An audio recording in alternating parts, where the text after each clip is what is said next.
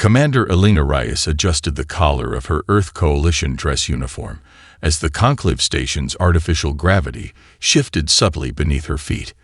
After 3 weeks in transit aboard the Resilience, humanity's first diplomatic vessel designed specifically for first contact, she'd finally arrived at the seat of galactic government.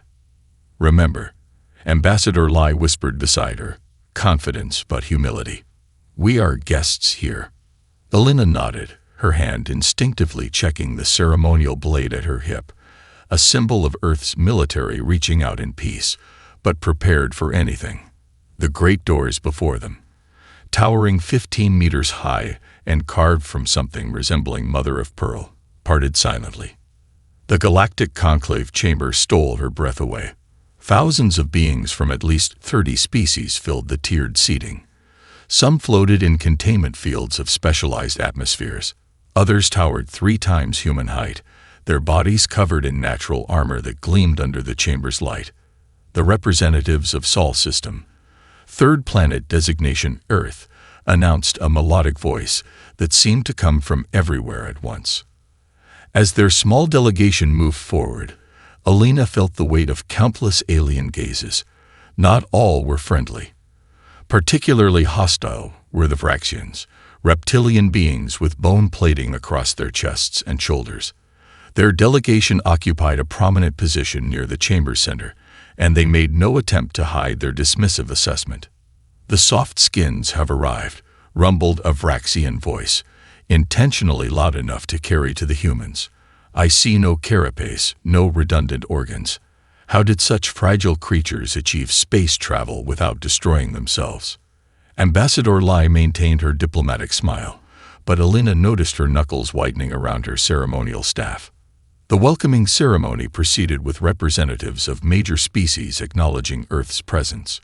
Most were coldly formal. A few seemed genuinely curious. The Vraxians, when their turn came, sent their most intimidating representative, General Thrix, nearly 8 feet of muscle and natural armor. "The Conclave welcomes all spacefaring civilizations," Thrix announced, looming over Elena, "even those who would be considered developmental curiosities." At the reception afterward, Elena found herself cornered by 3 Vraxian military officers, their translator devices barely containing their condescension. "Your species has no natural defenses," said one, running a clawed finger down his own armored forearm. "No thermal regulation adaptation. No significant muscle density." He leaned closer, his breath hot and acrid. "Tell me, Commander, how does your kind survive on your own world, let alone among the stars?" Elena sipped her drink, maintaining her composure. "We adapt." The Vraxian barked a laugh. "Adaptation is the refuge of the genetically inferior." He casually reached for her communication device and crushed it between his fingers. "Oops, so fragile. Like your species." Later that evening, Elena accessed the Conclave's public records terminal, discovering Earth's application for protected status had been denied. Worse, the resource-rich Proxima Centauri system, humanity's first and most successful extrasolar colony, had been designated for redistribution to more capable species. The Vraxian delegation had led the vote. Returning to her quarters, Elena heard a commotion in a side corridor. 2 Vraxian security officers had a smaller being pinned against the wall, a Melosian, according to her species briefing. The aquatic alien's breathing apparatus was being deliberately restricted. "Conclave security," Elena called out, her hand moving to her ceremonial blade. "Is there a problem here?" The Vraxians turned, their posture instantly aggressive. "Human affairs are limited to the Earth sector," one growled. "This does not concern you." The Melosian's large eyes found Elena's, filled with both fear and something else. Recognition. Not of Elena personally, but of a shared position. "Actually," Elena said, stepping forward with far more confidence than she felt, "as new members of the Conclave, we're very interested in how security protocols are implemented." She activated her backup communication device, making a show of recording. "For our reports back home." The Vraxians exchanged glances before releasing the Melosian and stalking away, but not before one hissed. Two weak species, finding each other. How appropriate. Thank you, the Melosian said, adjusting its breathing apparatus. I am diplomatic liaison more. You may have made powerful enemies today, Commander Reyes. How do you know my name? Moore's facial slits, which Alina assumed were its version of a smile, widened slightly.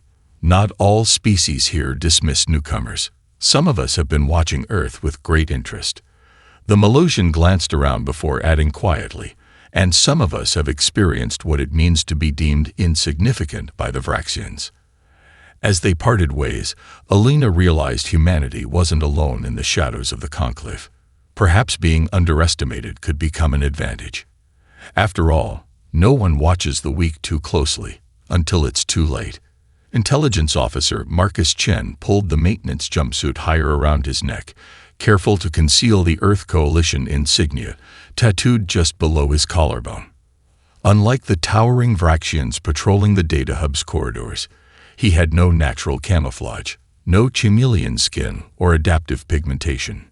Just human ingenuity and a maintenance badge he'd carefully replicated after 3 weeks of observation. System purge in central cooling, Section 8, he muttered to the first guard who glanced his way, waving his falsified work order. The Vraxian barely looked at him. Maintenance workers of all species were beneath notice, especially humans. Asterisk their arrogance makes them careless asterisk, Marcus thought, slipping into the central data core. The Vraxians' dismissal of humanity, as a lesser species, had created the perfect blind spot. No one expected a human to attempt infiltrating their most secure facility. After all, humans were soft skins, physically weak, technologically primitive, and most importantly, completely intimidated by superior Vraxian might. At least, that's what they were supposed to believe. Identifying evolutionary weakness in target species announced the data core's automated system as Marcus accessed the secure terminal.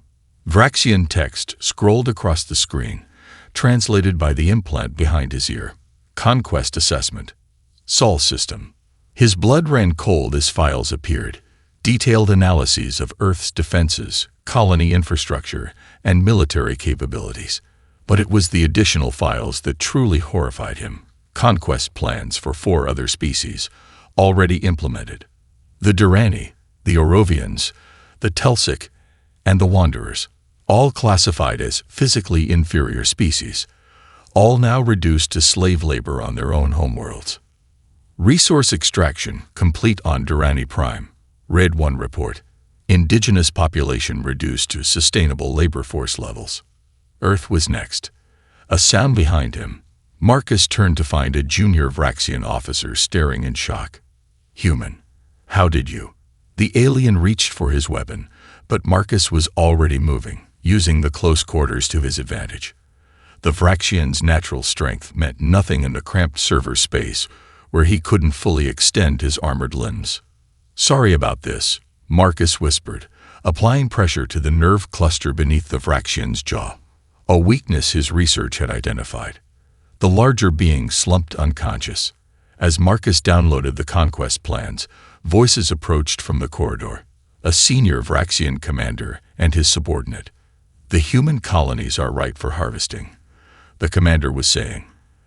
Their outer settlements have valuable mineral deposits our empire requires. But Commander Vrax, intelligence suggests humans might be more resourceful than they appear. They've adapted to numerous environments on their homeworld alone. Marcus froze as the commander's voice took on a dangerous edge. Are you suggesting these soft-skinned creatures pose a challenge to Vraxian might? No, Commander, but perhaps caution.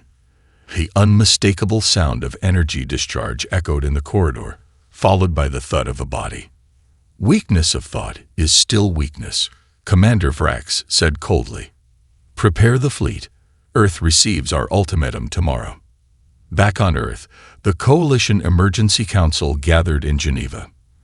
Marcus's intelligence played on screens around the chamber, faces grim as the extent of the Vraxian threat became clear. They've given us 1 week to surrender our outer colonies, Admiral Santiago announced. or face pacification. Their fleet outnumbers ours 10-1, General Wu added. Conventional resistance would be suicide. The chamber erupted in debate, surrender versus resistance, partial compliance versus total defiance. The final vote came down to a single deciding ballot from New Eden, humanity's smallest colony. Governor Aisha Quaim, her face flickering on the vid screen from 50 light-years away, delivered the words that would define humanity's response. They think our softness is weakness. Let them learn how dangerous an animal is when cornered. New Eden votes to fight. As the council adjourned, Alina Reyes, newly promoted to diplomatic liaison after her confrontation at the conclave, received an encrypted quantum transmission. The message contained no words, only a series of coordinates and a symbol representing 3 species, Melosian, Sixit, and Whisperfolk. The supposedly weak had begun to find each other. And silently, secretly, they were ready to strike back.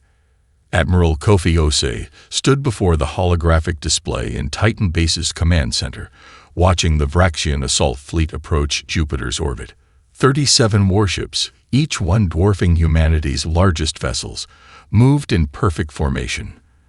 Their communication channels, easily intercepted, carried the casual banter of predators anticipating an easy kill. The soft skins will surrender before we reach their 4th planet, one Vraxian commander wagered. 300 credits say they don't even fire a shot. Too generous, another replied. I give them 1 volley of those primitive missiles before they beg for terms. Osei smiled thinly. Let them underestimate us.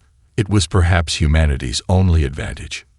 Status on Operation Mosquito, he asked. Lieutenant Rivera glanced up from her console. Chief Engineer Patel reports all units deployed and awaiting your command, sir. Osei nodded. Sanjay Patel, with his unorthodox background as a Bollywood stunt coordinator before joining the Coalition Space Force, had proven to be humanity's secret weapon. While military engineers thought in straight lines and predictable patterns, Patel approached problems with a choreographer's eye for movement and timing. The Vraxians expect us to think like soldiers, Patel had explained 3 days earlier, presenting his modified mining drones. But we need to think like the prey animals our ancestors once were. Small, quick, unpredictable. The Vraxian flagship, Inevitable Conquest *, entered the kill zone, a volume of space Osei had deliberately left undefended. Their scanners would detect nothing threatening. Why would they? The swarm was too small, too distributed, and moving in patterns based on Earth insect behavior rather than military formation. They're taking the bait, Rivera confirmed. Flagship is moving to optimal position. Osei activated the secure channel. Execute Operation Mosquito. Across the void of space, 5,000 modified mining drones, each barely larger than a human hand, received their activation codes. For weeks, they had drifted into position, powered down to near undetectable levels. Now they swarmed to life, propelled by microthrusters and guided by Patel's revolutionary biomimetic programming. On the Vraxian vessels, proximity alarms suddenly screamed to life. What are these? Demanded the Vraxian admiral, watching in confusion as thousands of tiny signatures appeared around his ships. Some kind of sensor malfunction. The drones converged on pre-assigned targets, thruster arrays, sensor clusters, weapon emplacements. They attached themselves to the hulls using advanced mining claws designed to grip asteroid surfaces, then began drilling. Not to penetrate the hull. They didn't need to. The Vraxian ship's power conduits ran just beneath the outer plating. Clear them off. The admiral ordered, but point defense systems designed to target capital ships and missiles proved useless against the tiny, erratically moving drones, like trying to swat mosquitoes with a sledgehammer. On Titan Base, Osei and his command crew watched as the swarm completed their work. Each drone positioned itself precisely, then transmitted a simple code. Detonation in 3, 2, 1. Rivera counted down. 5,000 simultaneous explosions, each small but perfectly placed, ruptured power conduits, severed control systems, and disabled engines across the Vraxian fleet. The flagship Inevitable Conquest suffered the worst damage, its main power core destabilizing as dozens of critical systems failed simultaneously. Impossible. The Vraxian admiral's final transmission cut through the tactical channel as his magnificent vessel listed helplessly into Jupiter's gravity well. They're just soft skins. The remaining Vraxian ships, damaged and disoriented, attempted to regroup, but their rigid command structure collapsed without the flagship. 3 more vessels succumbed to Jupiter's pull before the fleet commander ordered a full retreat. "They're running," Rivera announced, disbelief in her voice. A cheer erupted through Titan Base's command center. Humanity had just won its first battle against the galaxy's apex predators. "Send word to all colonies," Osai ordered once the celebration quieted, "and transmit on the encrypted frequency Commander Reyes established with our new allies." As the Vraxian fleet limped away from Jupiter, Osai studied the after-action reports. They had bought time, but the enemy would return, angrier, more cautious, and determined to make humanity pay for their humiliation. "Let them come," he whispered. "The mosquito doesn't need to be stronger than the lion. It just needs to be more persistent."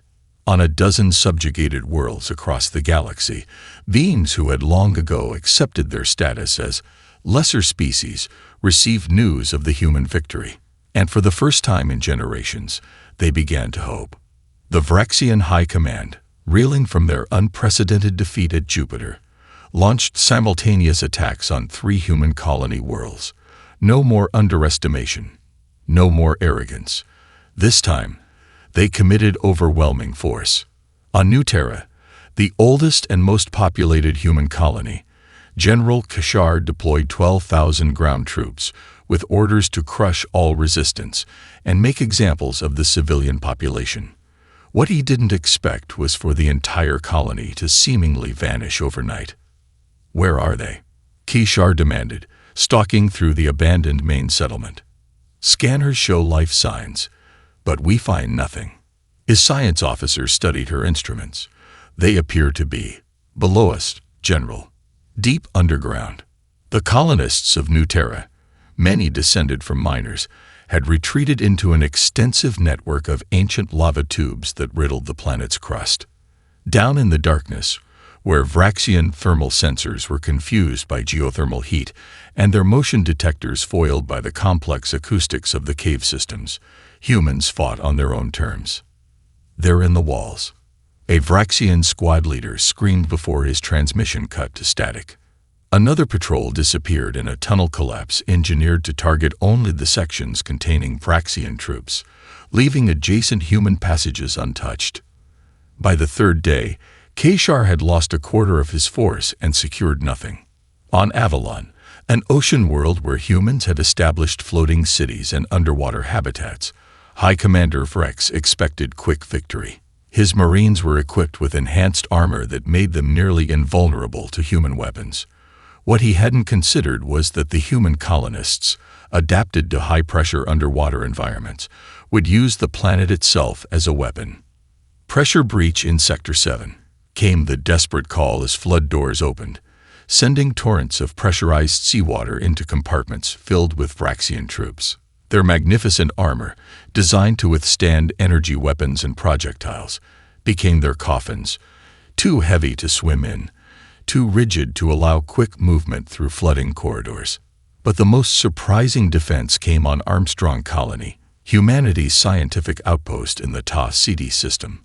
Commander Yuki Tanaka, a former virtual reality designer before the war, had transformed the colony's atmospheric shield generators into something the Vraxians couldn't comprehend.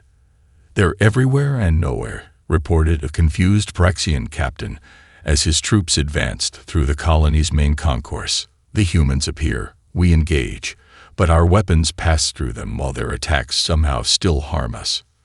Tanaka had created immersive false environments, holographic projections enhanced with tactical sensory manipulators, that confused and separated the Vraxian assault teams. Soldiers found themselves shooting at projections while real human defenders struck from hiding. Others became disoriented when corridors seemed to shift and rooms changed configuration. "It's not magic," Tanaka explained to Elena Reyes during an encrypted transmission. "It's perception manipulation. The Vraxians evolved as apex predators with perfect visual acuity but limited cognitive adaptability. They trust what they see absolutely, making them vulnerable to visual deception in ways humans aren't." 3 weeks into what should have been quick subjugations, the Vraxian forces on all 3 colonies found themselves stalled, confused, and taking mounting casualties. On Armstrong Colony, Elena personally interrogated a captured Vraxian commander. The alien's scales had dulled from stress and injury, but his arrogance remained intact. "You've lost 60% of your invasion force," Elena noted, reviewing the tactical data. "Yet you refuse to change your approach." The Vraxian glared at her with vertical pupilled eyes. "Because our way is superior. We are stronger. You are soft skins who bleed too easily. You've already lost limbs and lives," he continued, gesturing to the medical bay where injured humans were being treated. "Why persist when defeat is inevitable? Your species lacks our regenerative abilities, our natural armor. Every injury you sustain is permanent. Why not surrender and preserve what remains?" Elena studied him for a long moment before answering. "Because we've lost before and survived. Humans don't need to win every battle. We just need to ensure you lose more than you can afford." The confusion in the Vraxian's eyes told her that his entire species, had fundamentally misunderstood what made humans dangerous. It wasn't physical prowess or advanced technology. It was the stubborn refusal to accept defeat, even in the face of overwhelming odds. "We don't fear pain or death the way you think we should," Elena added, rising to leave. "And that makes us more dangerous than any armor or claws ever could." Across 3 battlefields, the mighty Vraxian war machine, undefeated for 8 centuries, had been brought to a standstill by creatures they had dismissed as weak. The impossible had happened. Humans were winning.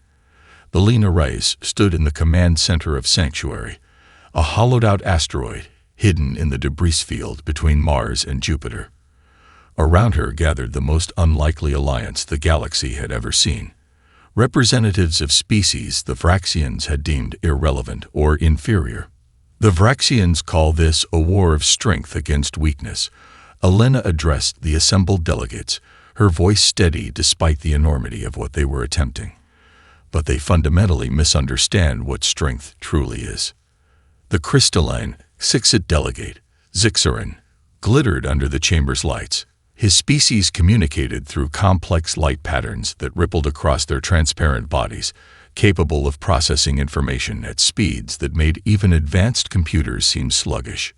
"We were conquered because we lacked physical density," Zixarin's translation device conveyed.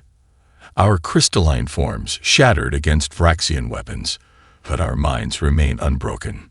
Beside him, more of the Melosians shifted in his containment suit. The aquatic species required liquid environments, their fluid-breathing physiology allowing them to navigate pressures and environments lethal to most other species. "The Vraxians claimed our homeworld's oceans as chemical harvesting sites," Moore said bitterly. "They never bothered learning the depths to which we could descend. They see only what can be measured by their standards." Most surprising were the whisper folk, diminutive beings barely reaching Elena's knee. Tick-Tick, their representative, had escaped Vraxian captivity by hiding in a cargo container for 3 weeks, surviving on condensation and biofilm. Their evolutionary history as prey species had made them masters of stealth and observation. "We watch, we learn, we remember," Tick-Tick whispered, large eyes blinking. "For generations, we have catalogued Vraxian weaknesses, while they believed us too insignificant to pose a threat." Elena activated the holographic display, showing Earth's long history of resistance movements and guerrilla warfare. On our world, the smaller force has often prevailed against overwhelming odds through adaptation, cooperation, and identifying the enemy's blind spots. Your weaknesses are just differences they couldn't understand. And now, they'll become our collective strength. Operation Broken Chains was set in motion 2 days later. Its first target, a Xixit mining colony where the crystalline beings were forced to extract rare minerals from deep caverns, their bodies deliberately kept at the edge of shattering. The Liberation Force consisted of human tactical planners, Malosian underwater infiltrators who navigated the planet's subterranean rivers, and Whisper Folk reconnaissance. Each species contributed what the others lacked. Humans provided strategic innovation. Malosians accessed areas others couldn't reach. Xixit processed tactical data instantaneously, and Whisper Folk moved undetected through Vraxian security. Begin Phase 1. Alina ordered from the command shuttle. Whisper Folk operatives disabled the perimeter sensors with a precision worn from decades of avoiding Vraxian detection. Malosian infiltrators emerged from underwater access points, placing nanite disruptors on the colony's security grid. Within hours, human special forces teams had secured the command center while suffering minimal casualties. The Alliance of the Overlooked sends its regards. Alina transmitted to the captured Vraxian overseer, using his own communication system to broadcast across the sector. The liberation of the mining colony took less than a day. The Vraxians, accustomed to fighting predictable battles against conventional forces, had no protocol for the bizarre combination of tactics employed against them. Their rigid military doctrine crumbled when faced with enemies who refused to fight according to expected patterns. However, victory came with a terrible price.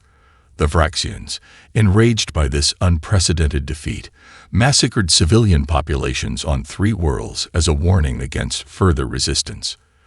Thousands of innocents, Xixit, Malosian, Whisper Folk, and even their own Vraxian citizens who had shown sympathy, were publicly executed.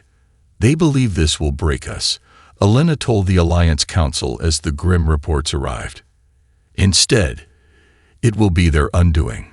She authorized the release of all footage from the massacres, along with intelligence files revealing the Vraxians' long history of subjugation and genocide. Using communication channels that Intelligence Officer Chen had compromised months earlier, these records spread throughout the Conclave, revealing to previously indifferent species the true nature of the power they had allied with. The Vraxians call us weak because we lack natural weapons. Alina addressed the data packet with a personal message. But they fail to recognize that our greatest evolutionary advantage is our capacity for moral choice and cooperation. As the evidence circulated, political support for the Vraxian Empire began to fracture. Species that had stood aside, believing themselves safe due to their superior biological traits, now questioned their alliances. The Vraxians had revealed themselves as not merely conquerors, but exterminators of any diversity they couldn't control. In her private quarters, Alina received an unexpected transmission from a Conclave elder, a being whose species had evolved before the Vraxians had achieved spaceflight. Perhaps, the ancient creature mused, we have been measuring strength incorrectly all along. The Alliance of the Overlooked had achieved what none thought possible. They had begun to change the very definition of power in the galaxy. Admiral Kofi Ose assembled Earth's most brilliant minds in the heavily shielded laboratories beneath Titan Base. Neurologists, VR engineers, drone pilots, and quantum physicists worked around the clock, pursuing what many considered impossible, a way to overcome the Vraxians' superior reaction time and physical prowess. The Vraxians evolved natural armor, Dr. Fatima Rahman explained to the gathered military leaders, her hands moving through the holographic brain model floating between them. Humans evolved the most complex neural system in the known galaxy. It's time we leveraged our actual advantage. The Neural Combat Integration System represented humanity's most ambitious technological leap, a direct mind-machine interface that would allow a human consciousness to control multiple combat vessels simultaneously through thought alone. We need volunteers, OC announced after the project was approved. The neural load will be significant. Captain Maya Winters was the first to step forward. a former Olympic gymnast whose promising career ended after an accident left her paralyzed below the waist. She understood better than most what it meant to adapt and overcome.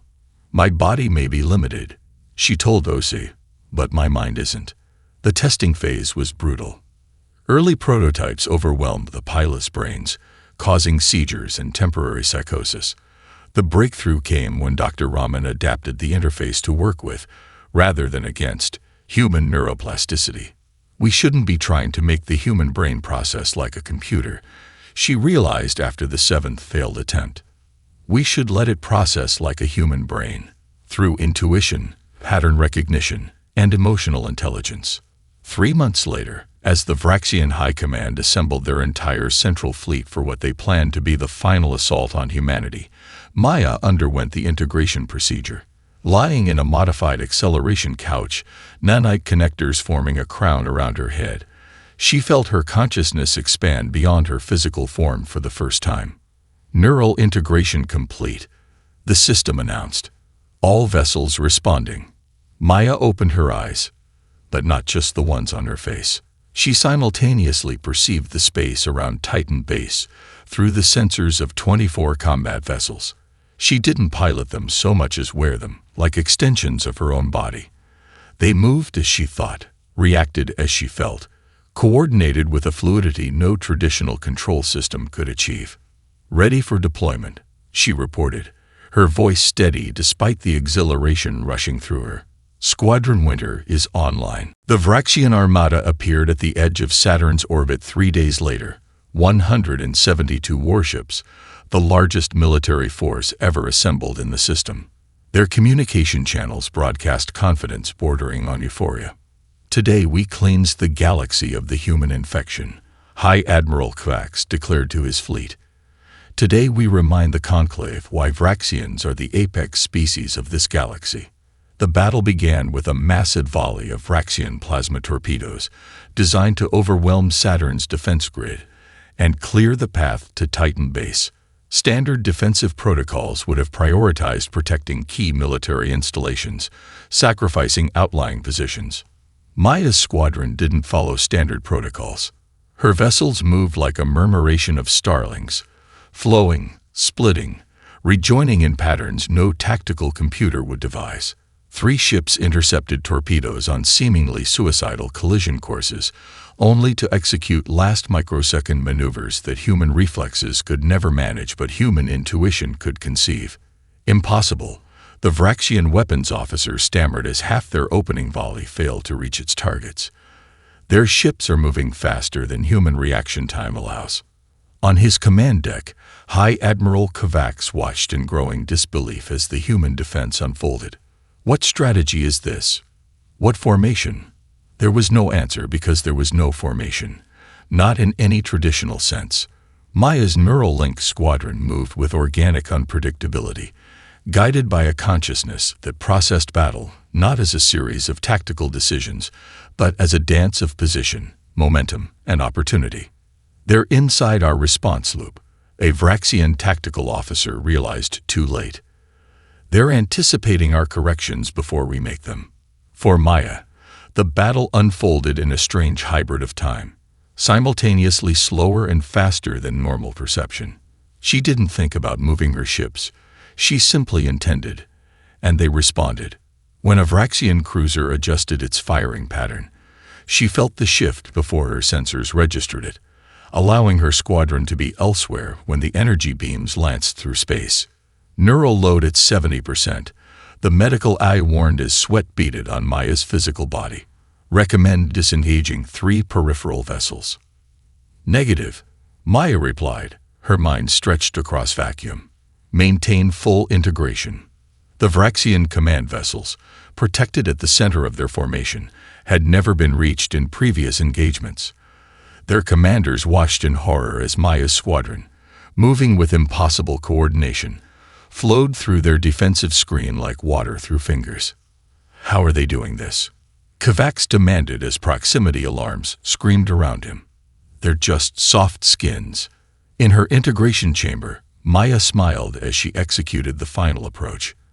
For the first time since her accident, She experienced the freedom of movement she'd known as a gymnast, not limited by physical constraints, but flowing with purpose and precision. "They thought our weakness was our bodies," she whispered as her squadron delivered the precisely calculated strikes that disabled the Vraxian flagship.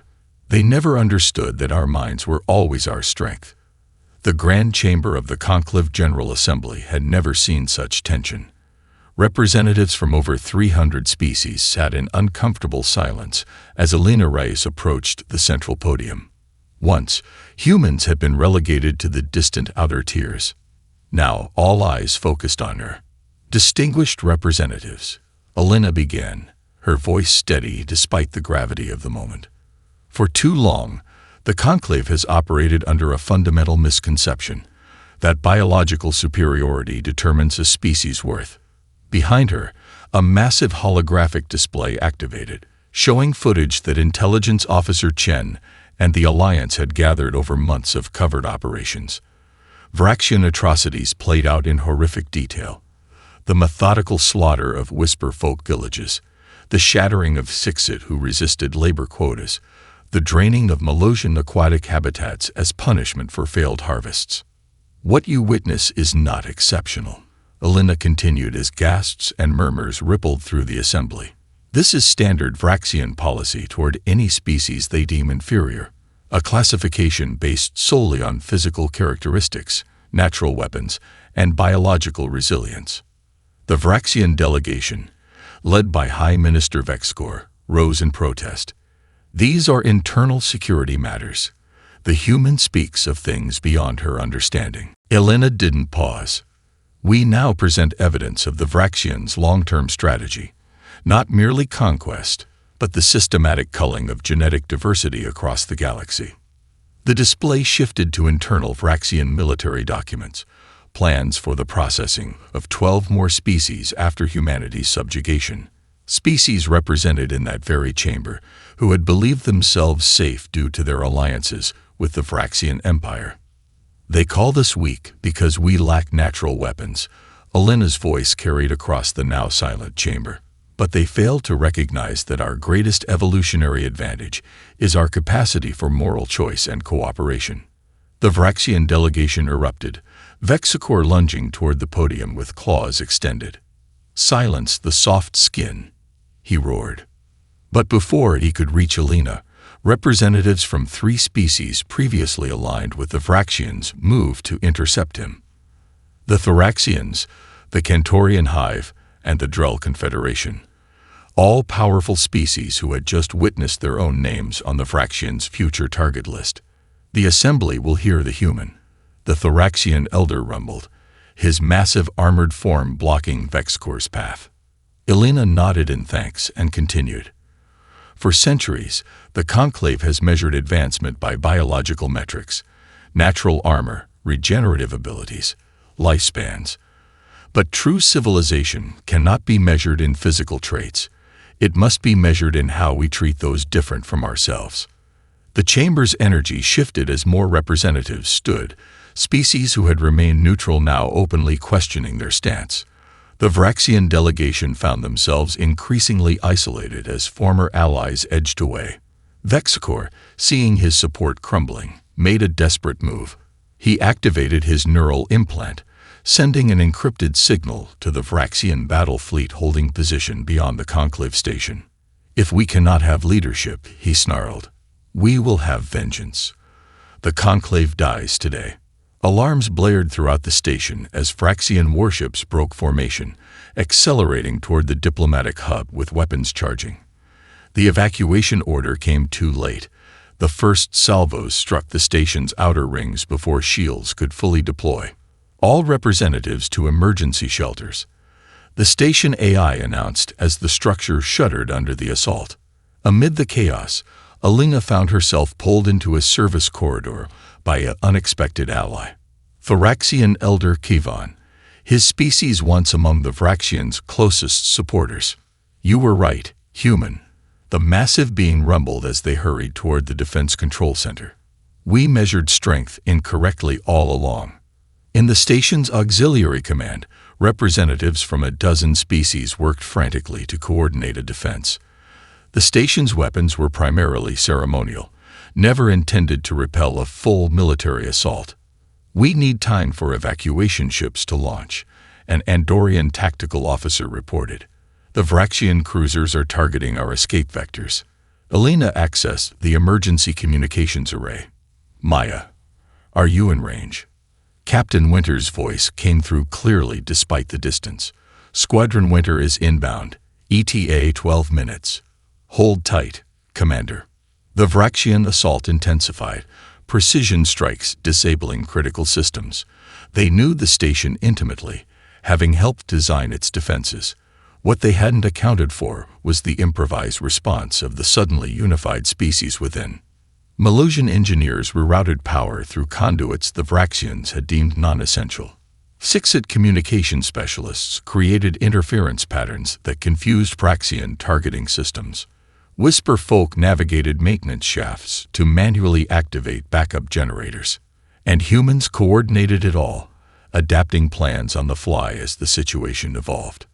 "We won't survive 12 minutes, Kivon stated grimly as another section decompressed.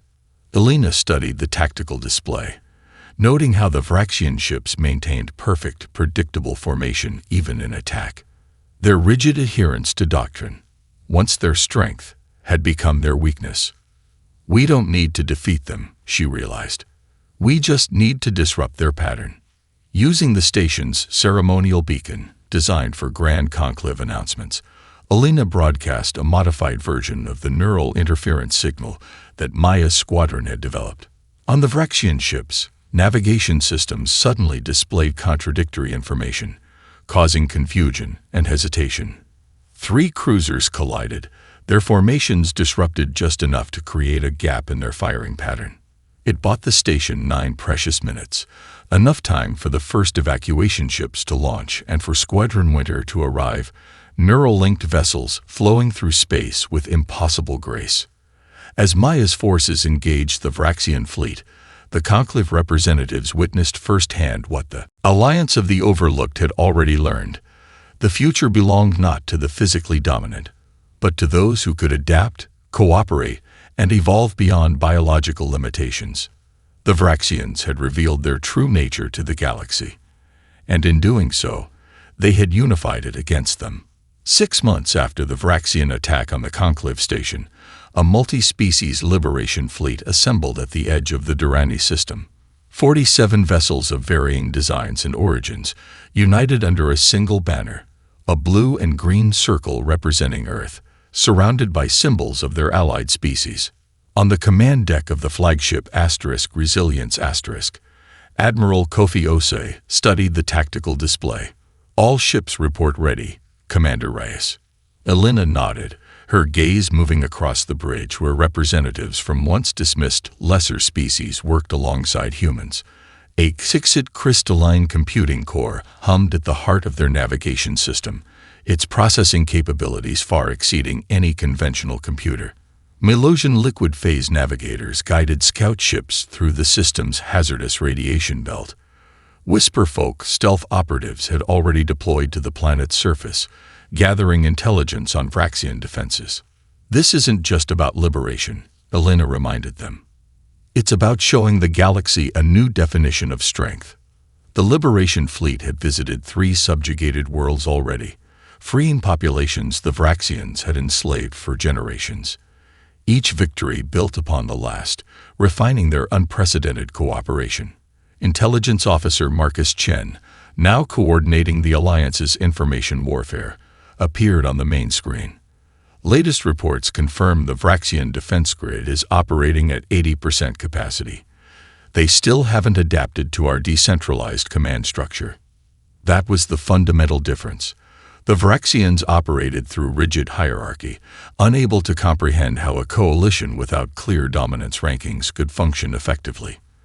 Their tactical doctrine, unchanged for centuries, had no protocols for an enemy that refused to behave according to established patterns. Captain Winters reports Squadron Winter is ready to commence Operation Songline, Chen added. OC gave the command. "All ships, battle stations. Commence liberation sequence." The Vraxian homeworld defense grid. A network of automated weapons platforms and sensor arrays had been designed to repel conventional attacks. Their engineers, convinced of their own superiority, had never conceived of Maya Winter's neural-linked squadron using attack patterns based on Earth whale songs. Complex, ever-changing harmonies impossible to predict algorithmically. There through the outer defense perimeter, reported a Thoraxian tactical officer, mandibles clicking in appreciation. No casualties. Alina had studied the reports from previous Thraxian conquests. Each time, they had used overwhelming force against enemies who fought according to similar doctrines, just with inferior technology or numbers. The Thraxians had never faced an adversary that refused to play by their rules. On the planetary surface, the first signs of internal resistance emerge. Durrani workers, inspired by broadcasts of successful liberations elsewhere, sabotage mining operations. Thraxian overseers, accustomed to unquestioning obedience through fear, found themselves unable to maintain control when their subjects simply stopped believing in Thraxian invincibility. Main orbital defense stations neutralized, Maya reported, her voice carrying the strange harmonic quality of someone simultaneously present in multiple locations. Landing zones secured. As the Liberation fleet descended through the atmosphere, crowds of oppressed beings emerged from hiding. They watched in awe as ships bearing the Alliance insignia touched down, and humans, physically unimposing compared to their Thraxian overseers, walked out without armor or natural weapons. Chief Engineer Sanjay Patel led the technical team disabling the remaining Thraxian control systems. His approach reflected his unconventional background, not methodically deactivating each component, but introducing cascading feedback loops that caused the systems to disable themselves. Engineering isn't just about building things that work, he explained to a curious Durrani child who followed him. It's about understanding how things fail. The Thraxian planetary governor, barricaded in his command bunker, watched through security feeds as his empire crumbled. How? He demanded of his staff. They're inferior species. They have no natural advantages. His chief scientist, braver or perhaps more perceptive than the others, answered simply, "They adapted. We didn't." 3 days later, Alina Reyes stood before the reformed conclave, representatives from dozens of species that had never before held positions of influence, now seated prominently. The newly established Cooperative Council included beings of all biological types, not segregated by physical characteristics, but united by shared principles. The Thraxians believed strength came from natural advantages. Alina addressed the assembly. They failed to understand that adaptability, cooperation, and moral courage are the true measures of an advanced species. The ratification of the new Galactic Constitution marked the official end of biological determinism as a governing principle. Species once deemed lesser took leadership positions based not on physical might, but on what they contributed to the collective good. Humanity's reputation transformed from soft-skinned weaklings to the species that turns disadvantages into strengths. They became known not for what they were born as, but for what they chose to become. And throughout the galaxy, the lesson spread. True strength never resided in armor or claws or regenerative abilities. It lived in the will to overcome, the courage to cooperate across differences, and the wisdom to recognize that diversity, biological, cultural, philosophical, was not weakness but the ultimate evolutionary advantage. The Thraxians had thought humans weak until they fought back. But in fighting back, humans had shown the galaxy not just how to win a war, but how to build a peace that could last for generations to come.